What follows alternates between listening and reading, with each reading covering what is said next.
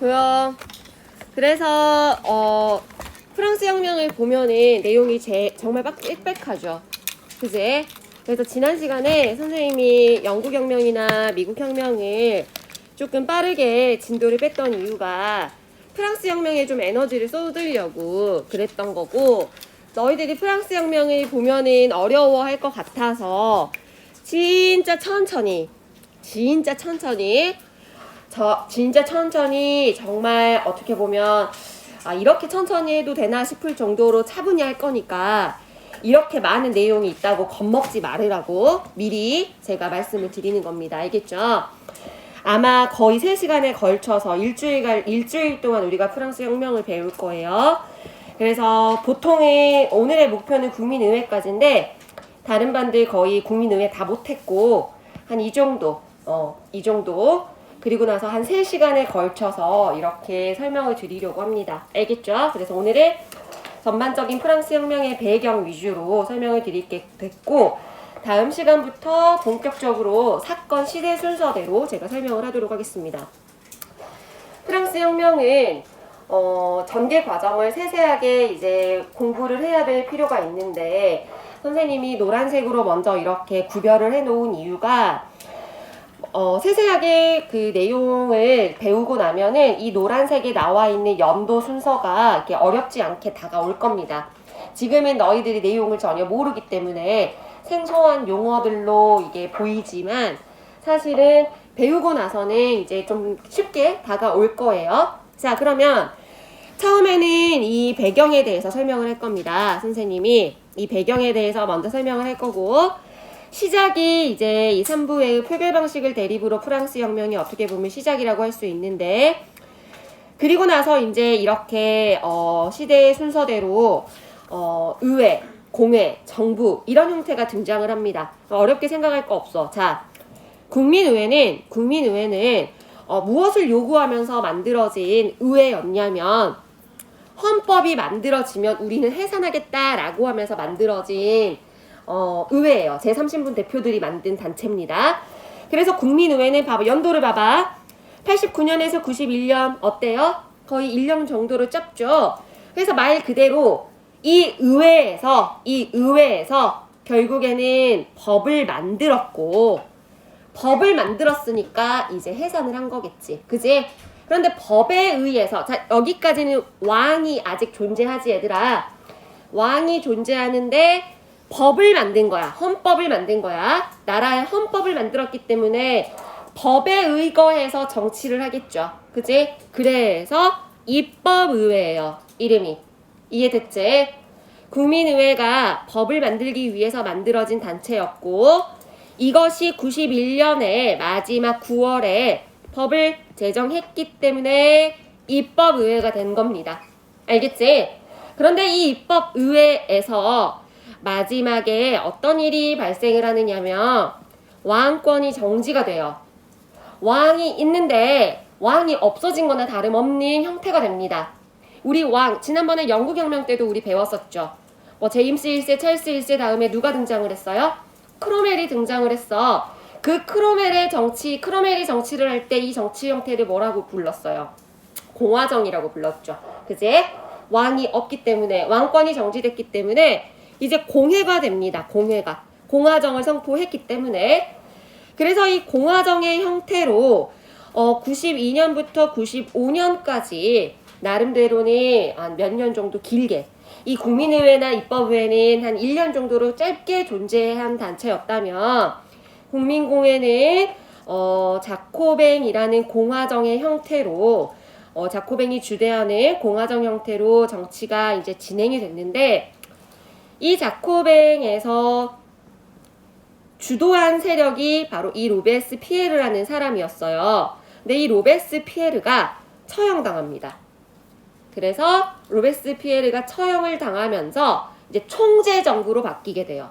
5명의 총재들이 모여서 이제 프랑스 정치를 해 나가는데, 근데 이 총재들이 상당히 무능했어요. 그래서 이 총재 정부가 95년부터 99년까지 총재 정부가 존재했는데 무능해서 마지막에 또 누가 등장을 하느냐? 군부가 개입을 합니다.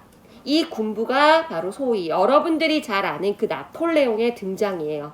알겠지? 그래서 나폴레옹이 등장을 해서 나폴레옹이 집권을 하는데 어떤 형태로 집권을 하느냐? 통령의 형태로. 나는 제1통령이다 라고 해서 나폴레옹이 정부를 꾸려나갑니다.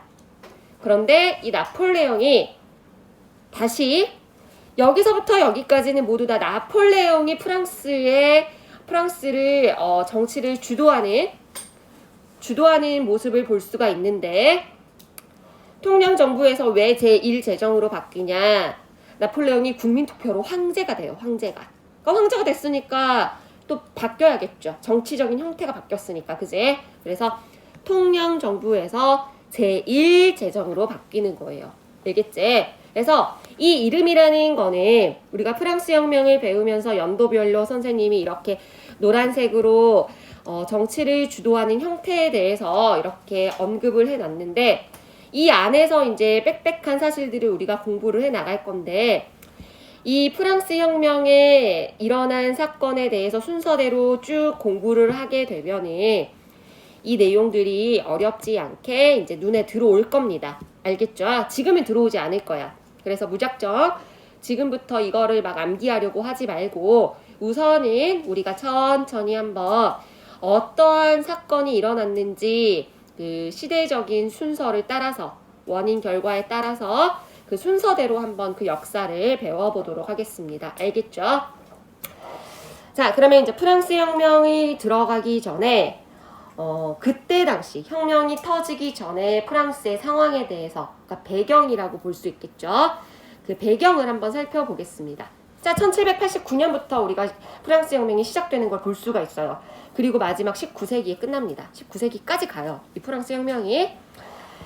1789년 이 연도 좀 혹시 기억나실까요? 1789년? 우리가 지금 혁명을 세 번째 혁명을 배우고 있는데 제일 처음에 영국혁명 먼저 배웠고 그 영국혁명이 끝날 즈음 미국에서 혁명이 또 터졌죠. 미국의 독립, 미국혁명이 터졌고 미국혁명의 마지막이 1789년으로 끝나요. 1789년에 조지 워싱턴이 대통령으로 선출이 되면서 아메리카 합중국이 성립을 했다라고 해서 1789년에 우리가 어땠어요? 끝났죠. 보이시죠 여기?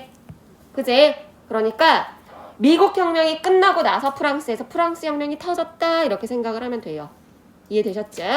자, 그러면 프랑스 혁명 1789년부터 미국 혁명이 끝날 때부터 시작하는구나. 그렇게 우선 연도 감각을 가지고 프랑스 혁명의 배경에 대해서 아주 천천히 설명을 할 테니까 한번 들어가 봅시다. 자, 혁명의 배경으로 크게 4가지가 있어요. 이렇게 4가지가 있는데 먼저 첫 번째 구제도의 모순과 갈등에 대해서 이야기를 해보도록 하겠습니다. 자, 이 구제도의 모순과 갈등, 이 구제도의 모순을 다른 말로는 뭐라고 하냐면 앙시엥 레짐이라고 표현을 합니다. 한 번쯤은 들어봤을 수도 있죠. 이 용어가 앙시엥 레짐이라고 표현되는 불리우는 구제도의 모순과 갈등이 이 프랑스 혁명이 터지기 전에 전반적인 배경이라고 볼 수가 있어요. 그럼 이게 뭐냐? 교과서에 사진이 있어요. 사진 보고 다시 필기하세요. 자, 사진 하나 보겠습니다. 교과서를 보면은 이러한 사진이 하나가 있어요. 여기 보이시죠, 여러분? 이 사진 보이지? 자, 이게 뭐냐면 자, 제3신분이 여기 얼굴이 있고 지팡이 들고 이렇게 허리를 숙이고 있어요. 그제? 제3신분의 등에 2신분과 1신분이 올라타 있어요. 그제? 올라타 있지?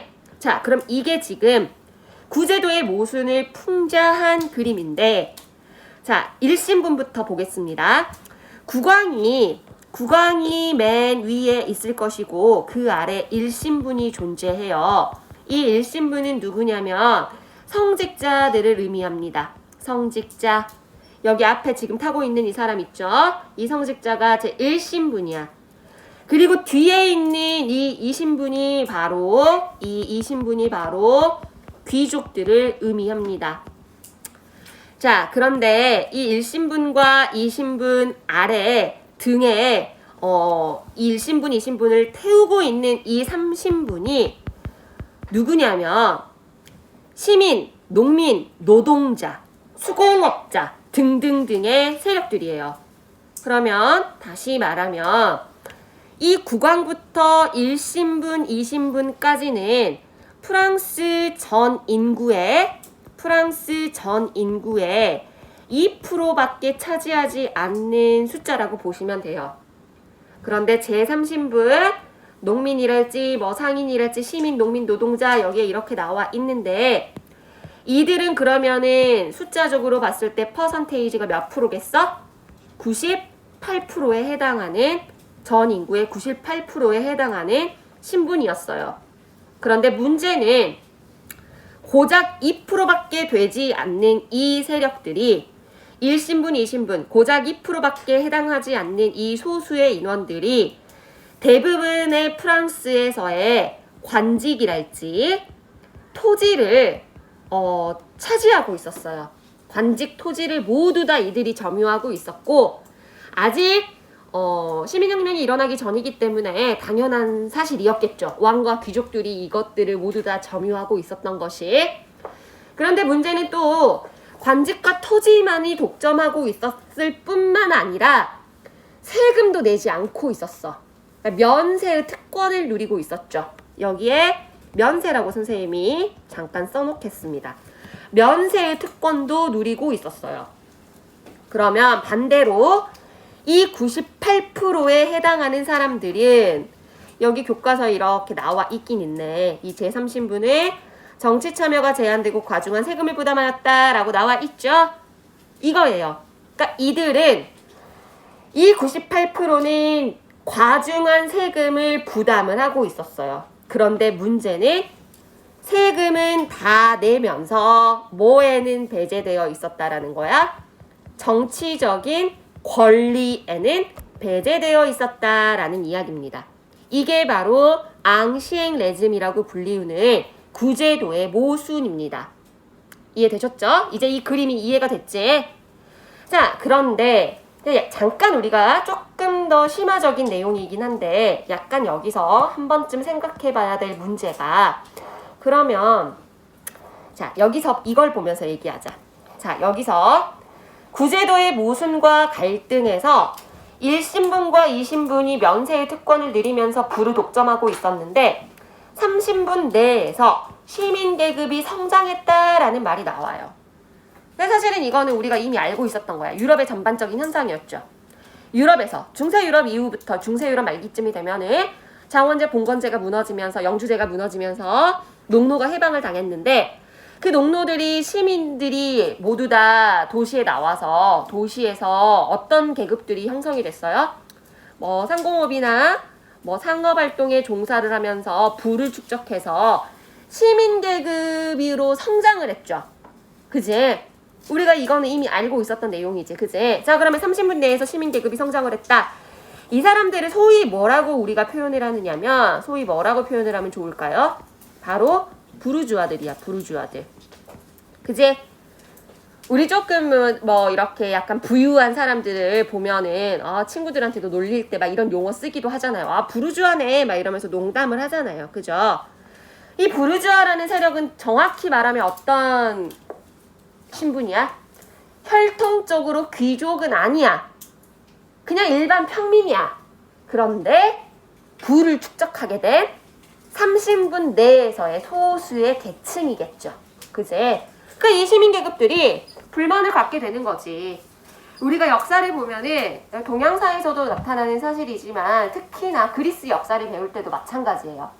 대부분 귀족이 아닌 혈통들, 일반 평민들이 정치적인 권리를 주장할 때 대다수가 어떤 사람들이 가장 먼저 주장을 하게 되느냐면 돈을 많이 번 부자들이거나 이 돈을 가지고 자기가 뭔가 이 국가에 기여를 하는 사람들이지. 아니면 전쟁이 터졌을 때 전쟁에 기여를 한다거나 자기가 뭔가 권력을 부를 축적했기 때문에 그리고 아니면 국가에 뭔가 기여를 했기 때문에 거기에 합당한 정치적인 권리를 요구하는 거예요.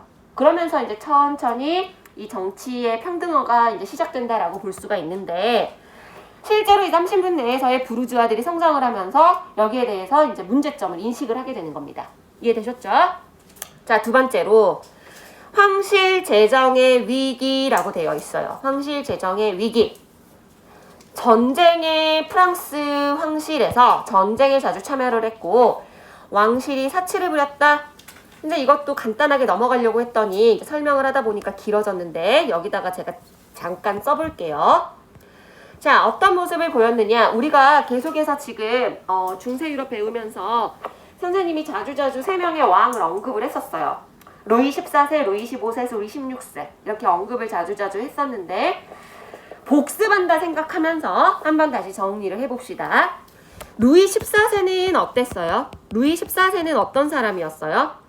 루이 14세는 바로 퐁덴플로 칙령을 내렸던 사람이야. 그럼 퐁덴플로 칙령이 뭐였어?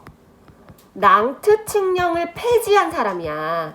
얘들아 기억나시죠? 낭트 칙령 폐지. 그리고 절대왕정 배울 때 절대왕정에서 태양왕으로 불리었던 그 사람이야. 그 사람이 바로 루이 14세예요. 근데 우리가 마지막에 뭐라고 배웠냐면 이 사람이 낭트 칙령을 폐지함으로 인해서 그의 사후 프랑스는 재정난에 허덕이게 되었다. 이렇게 배웠어요. 낭트 칙령이 뭐였어요? 위그노들의 신앙적인 자유를 허용해주는 것이 낭트 칙령이었는데 얘가 이거를 폐지해버린 거잖아. 그지? 그래서 많은 프랑스 안의 칼뱅파 위그노들이 프랑스를 떠났어요. 근데 문제는 위그노들이 대다수가 뭐 하는 사람들이었던 거야? 경제에 기여하는 사람들이었던 거지. 수공업자 상인들. 그지? 그래서 루이 14세가 이 낭트 칙령을 폐지함으로 인해서 프랑스의 경제가 무너지게 되는 계기가 됩니다. 그리고 나서 루이 15세 때는 또 어떤 일이 있었냐? 이것도 우리가 지난 시간에 몇 번 이야기를 했던 인물입니다. 전쟁에서 오스트리아 왕이 계승전쟁에 참여를 했던 사람이고 그리고 두 번째로는 7년 전쟁에 참여했던 인물이에요. 전쟁이라는 것이 터졌을 때 승리를 하면 거기에 따른 전리품이 오기 때문에 큰 문제가 없어. 그런데 문제는 프랑스 루이 15세가 이 두 전쟁에 참여했음에도 불구하고 패배했지. 그지? 오스트리아 왕위 계승 전쟁이 뭐였어요? 오스트리아의 마리아 테레지아가 합스부르크 가문에서 마리아 테레지아가 왕이 되기 위해서 원래는 신성로마 제국의 황제가 여왕이 될 수가 있어 없어? 없었죠. 그지? 근데 이제 이 마리아 테레지아가 왕이 되기 위해서 다른 나라들에게 이제 승인 작업을 하는데 그때 이제 프로이센의 프리드리 2세가 무엇을 조건으로 들었어요? 슐레지엔 땅 내놔 그랬잖아. 슐레지엔 땅을 주면은 마리아 테레지아 여왕으로 인정해줄게 그랬잖아. 그래서 슐레지엔 땅 뺏긴 거잖아. 오스트리아 왕위 계승 전쟁 때. 그런데 문제는 그 이후에 일어난 7년 전쟁, 이것도 이제 어떻게 보면 오스트리아 왕위 계승 전쟁의 2차전이라고 보면 돼요. 7년 전쟁 역시 뭐냐면 막상 뺏기고 나니까 마리아 테레지아가 억울했던 거야. 그래서 다시 한번 이 프리드리 2세 프로이센에게 슐레지엔 땅을 다시 한번 탈환하려고 일으킨 전쟁이에요. 그러니까 사실은 이 두 전쟁이 원래는 오스트리아와 프로이센이 주가 된 전쟁인데 이 두 나라 간의 전쟁에 다른 유럽의 여러 국가들이 자신들의 이해관계를 얻기 위해서 동참한 거지. 거의 세계대전이라고 보면 돼요. 유럽에서의. 근데 7년 전쟁은 조금 더 심화된 것이 이 7년 전쟁도 역시 유럽 안에서는 오스트리아와 프로이센의 간의 전쟁에 다른 나라들이 낀 격은 맞는데 사실은 또 어떤 나라들이 주가 된 전쟁이었냐면 영국과 프랑스가 주가 된 전쟁이었어. 그게 뭐냐? 유럽이 아닌 다른 지역에서는 오히려 영국하고 프랑스가 전쟁이 더 크게 터졌어요. 왜냐? 식민지 쟁탈전 때문에. 식민지 가지고 영국하고 프랑스랑 막 싸우는 거야. 알겠지? 지금 프랑스 혁명 설명하다가 너무 자세히 지금 내가 복습을 시켜주고 있는데 내가 이거 오스트리아 왕위 계승 전쟁 7년 전쟁 하니까 너희들이 눈빛이 막 흔들려. 저게 뭐지 하면서 이제 내가 다시 복습해줬으니까 시험 범위니까 내가 지금 복습해준 거야. 이제 이해하셨죠? 그래서 예를 들어서 인도 같은 경우도 이때 프랑스랑 영국이 자신들의 식민지로 만들기 위해서 싸웠어요. 이때. 근데 여기서 누가 이긴 거야? 영국이 이긴 거야. 그러니까 지금 계속해서 영국과 프랑스가 적이 돼서 이제 전쟁을 했는데 모두 다 어땠어요? 패배했죠. 그지? 마지막 루이 16세 때 더 결정적으로 어디까지 참여를 했느냐 얘네들이 미국 혁명까지 참여를 했어요. 미국 혁명까지. 우리 기억나시죠? 미국이 영국을 상대로 전쟁을 시작하는데 마지막에 요크타운 전투에서 승리하기 직전에 원래 미국이 열세에 빠져 있었어. 근데 이 미국을 누가 도와줘? 열강들이 도와주잖아. 그 열강들이 누구야? 프랑스랑 에스파냐 이런 나라들이 도와주잖아. 영국의 독주를 막기 위해서 다른 여러 나라들이 이제 도와준단 말이야. 사실은 프랑스는 조금 주제넘은 행동이었죠. 그 전에 영국에게 패배한 것도 억울했고, 뭐 영국에게 이제 영국의 독주를 막기 위한 것도 있었고 여러 가지 이유가 있었겠지만 어쨌든 이 모든 이 세 왕이 계속해서 전쟁에 참여를 했는데 이 전쟁에서 어쩐 거야? 다 실패한 거지. 거기다가 왕실의 사치. 돈이 없는 거야 지금.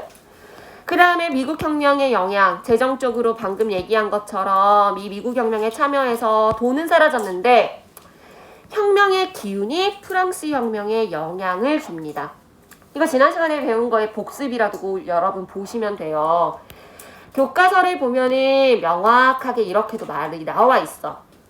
미국 혁명은 이거 어떤 반에서는 제가 짚어주고 안 짚어줬는데 또 어떤 반에서는 어차피 교과서에 있으니까 여러분 아셔야 돼요. 교과서를 꼭 읽어보셔야 돼요. 미국 혁명은 프랑스 혁명에 영향을 끼쳐요. 결국에 사상적으로. 그리고 라틴 아메리카의 독립에도 영향을 끼쳤어요. 그러니까 미국 혁명이 사상적으로 마지막으로 성공을 하면서 이 혁명의 기운이 프랑스 혁명에 영향을 줬다라는 거죠.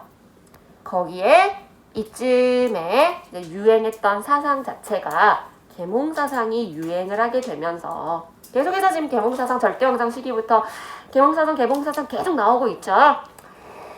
이런 것들이 프랑스 혁명이 터지기 직전의 프랑스의 상황들이었어요. 그러다가 이제 결정적으로 루이 16세가 돈이 없으니까 이제 어떻게 한번 이 재정 위기를 해소해 보기 위해서 3부회를 소집을 합니다. 3부회를 소집을 해요.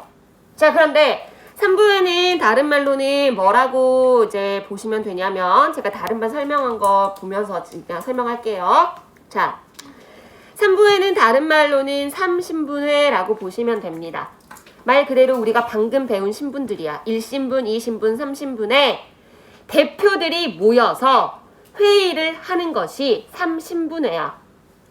1신분, 2신분의 대표는 몇 명이 뽑혔었냐? 300명이 뽑히고 3신분의 대표는 600명이 뽑혀요.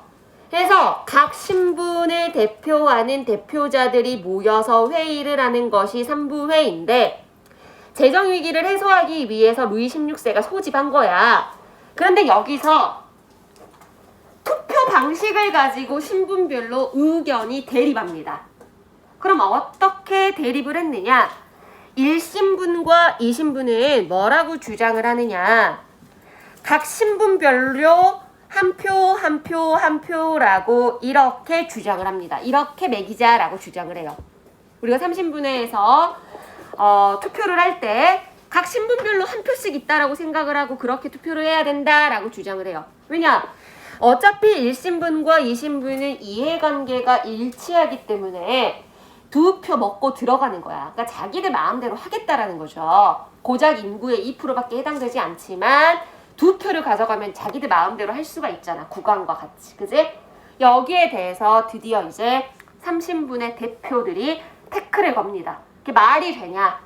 3신분의 대표들이니까 대다수가 부르주아들이었겠지. 성장한 시민 계급들이었겠지. 이들이 말도 안 되는 소리다. 머릿수대로 표결해야 된다라고 이제 주장을 합니다. 그래서 여기서 이제 3신분이 이걸 가지고 신분별로 투표 방식을 가지고 대립을 하던 와중에 이제 국민의회가 결성이 되는데 국민의회가 결성이 되는데, 자, 3부회의 표결 방식 대립, 그 다음에 이거 가지고 5월이야 얘들아. 5월. 루이 16세가 30분에 불러 모을 때가 5월이에요. 1789년 5월. 6월에 그 다음에 이제 국민의회가 결성이 되면서 테니스 코트의 서약이라는 것을 서약을 하는데, 자, 그럼 국민의회부터 천천히 들어가 보자. 국민의회는 어떤 사람들이 결성을 했을까요? 이제 대충 감이 오지. 제3신분의 대표자들이 모여서 결성한 것이 국민의회야. 이해됐지? 그럼 얘네들이 제3신분의 대표들이 이 국민의회를 결성을 해서 발표를 하는 것이 바로 테니스 코트의 서약인데, 얘네들이 국민의회를 결성할 때 뭐라고 말했냐면, 우리는 새로운 헌법이 제정될 때까지 이 의회를 해산하지 않겠다라고 주장을 합니다. 그러니까 헌법을 새로 만들어주라 이거야. 나라의 새로운 헌법을 만들어줘. 그러지 않으면 우리는 해산하지 않을 거야. 이해됐죠? 다시 돌려서 얘기를 하면 나중에 헌법 만들어지면 얘네들 해산되겠죠? 그제? 그래서 국민의회가 그런 것들을 주장을 하면서 테니스 코트장에서 서약을 합니다. 그게 6월이야, 6월. 자, 연도 빽빽해요. 지금 이제 고작 2개 했어. 이 정도는 암기하겠지? 그제? 미국 혁명의 마지막, 아메리카 합중국이 성립한 연도가 1789년이었고, 그게 시작한 게 미국 프랑스 혁명이야, 얘들아. 프랑스 혁명이 몇 월부터 시작해? 5월부터 시작해. 5월에 무슨 일이 있었어? 3신분의 소집. 6월에 무슨 일이 있었어? 테니스 코트장의 서약이야. 그제? 자, 그런데 이 테니스 코트장에서 서약을 했는데 국왕이 탄압을 해요. 국왕이 탄압을 합니다. 그러자 국왕이 탄압을 하자 이들이 국민의회가 자치위원회와 이 민병대라는 거를 만들어서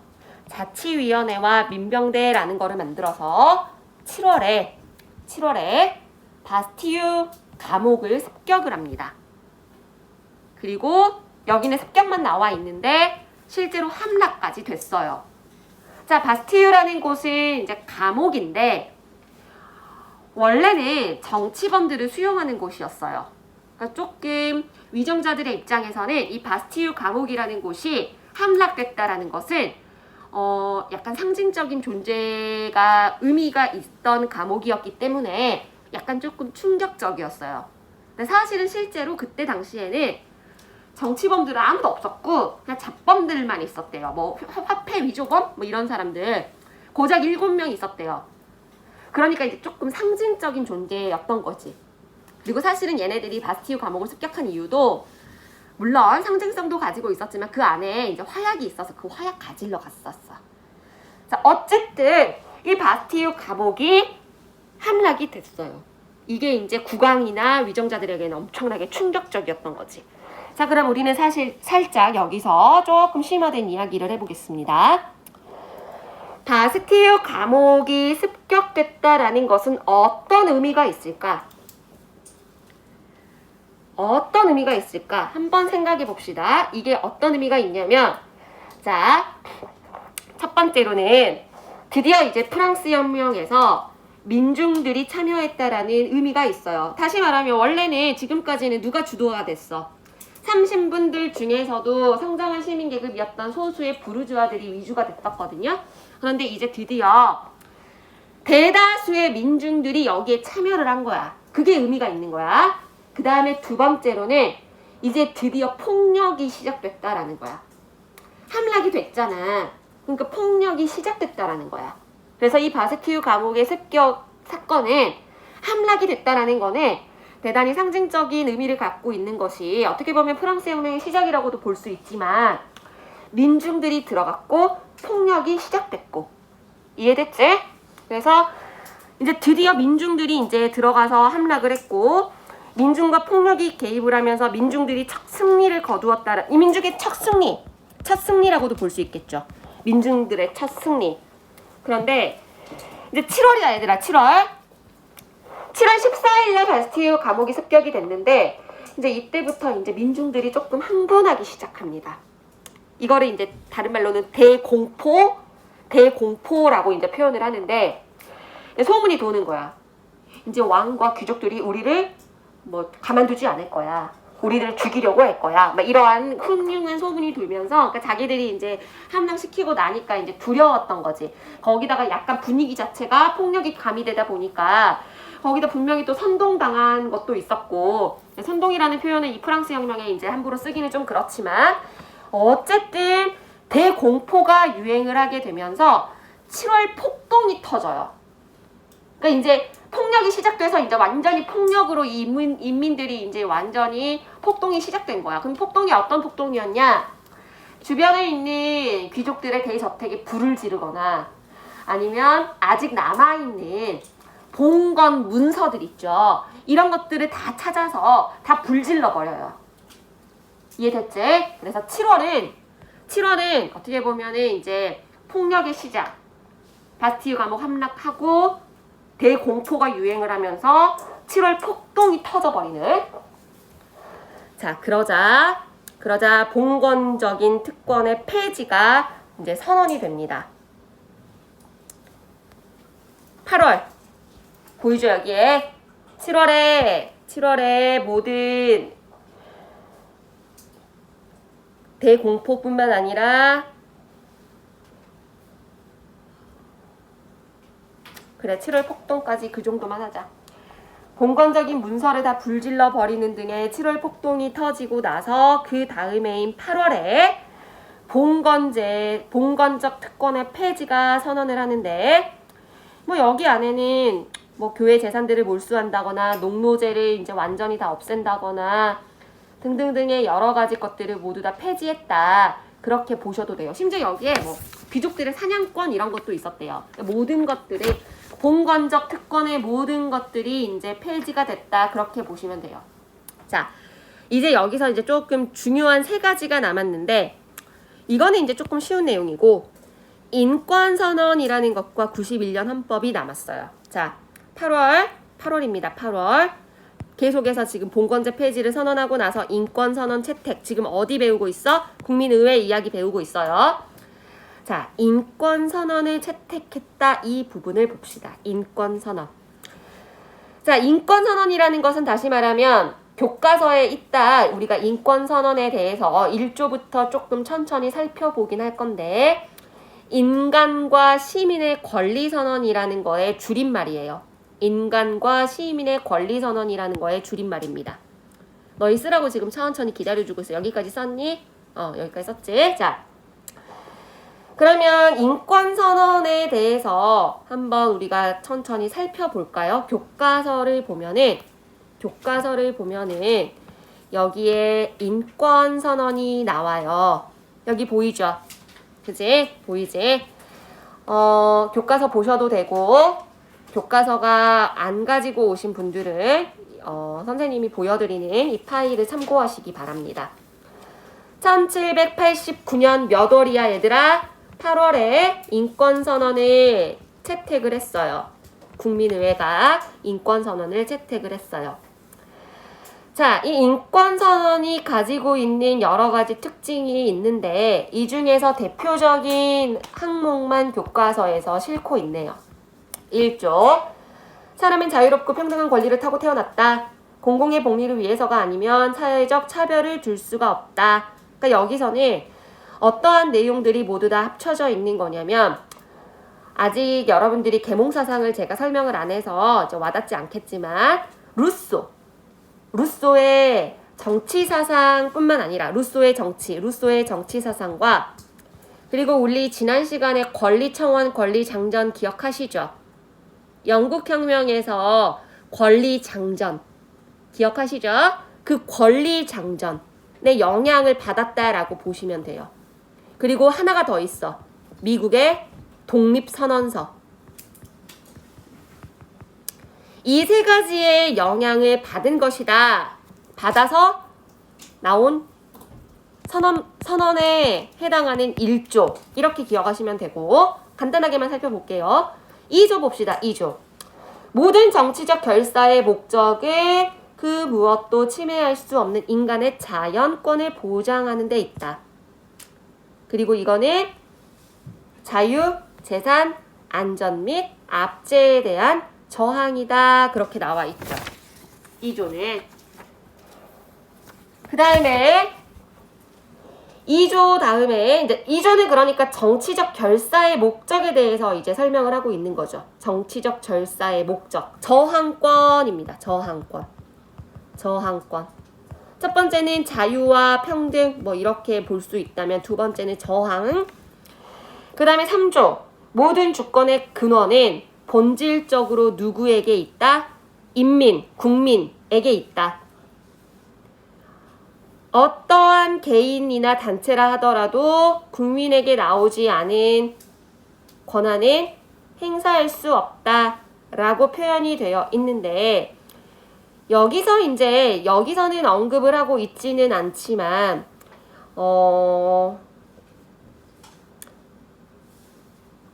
굳이 조금 연관성을 찾는다면 여기서 이제 나중에 인권선언에서의 그 핵심 내용을 조금 같이 공부를 할 건데 여기에 보면 이제 제한선거권이라는 내용도 조금 들어가 있어요.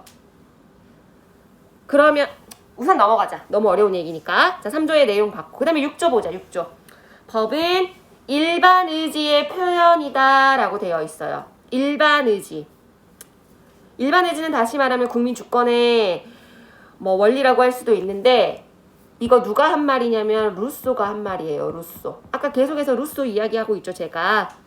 루소의 일반 의지를 의미하는 용어입니다.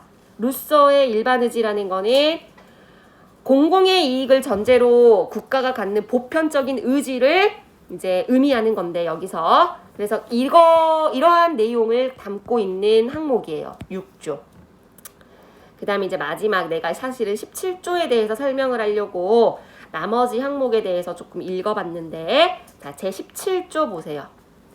소유권은 그 무엇도 침해할 수 없는 신성한 권리이기 때문에 공적인 필요성이 명백히 존재하고 그것이 합법적으로 인정되고 또 미리 정당한 보상을 제시한 경우가 아니면 누구도 그것을 빼앗을 수 없다라고 되어 있어요. 다시 말하면 소유권, 뭐래? 신성한 권리래. 신성 불가침한 권리를 소유권이라고 보고 있어요. 재산권에 대한 이야기를 하고 있는데 자, 소유권의 신성함, 재산권에 대해서 이야기한 것이 바로 이 17조입니다. 근데 교과서에서 보세요.